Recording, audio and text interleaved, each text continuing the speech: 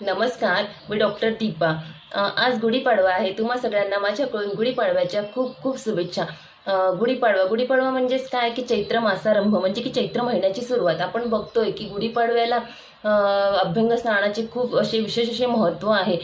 गुढीपाडवा एक 3.5 मुहूर्तापैकी एक मुहूर्त आहे आणि त्याचबरोबर गुढीपाडव्याला कडुलिंबाच्या पानांचे एक विशेष महत्त्व आहे, कारण की गुढी जेव्हा आपण उभारतो म्हणजे गुढीपाडव्याच्या दिवशी कडुलिंबाची पाने आणि साखर याचा प्रसाद आपण देत असतो। तर कडुलिंबाची पाने आणि साखर या प्रसादाला एवढे महत्त्व काय आहे तर तेच आज आपण आजच्या व्हिडिओमध्ये बघणार आहोत। कडुलिंब हे असं आहे की हे सदाहरित वृक्ष आहे आणि त्याचबरोबर कडुलिंब एक जंतुनाशक आहे आणि शरीरामधील जे उष्णतेचे विकार असतात, आजार असतात, यावर विजय मिळवण्यासाठी कडुलिंबाच्या पानांचा रस आपण सेवन करत असतो।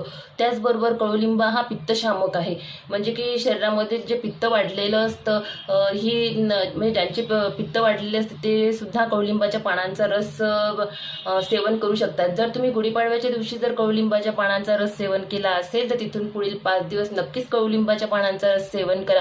त्याचबरोबर कडुलिंब हा गुढीपाडव्यास निमित्तच मर्यादित नसून तुम्ही वसंत ऋतू संपेपर्यंतही सुद्धा कडुलिंबाच्या पानांचा रस सेवन करू शकता।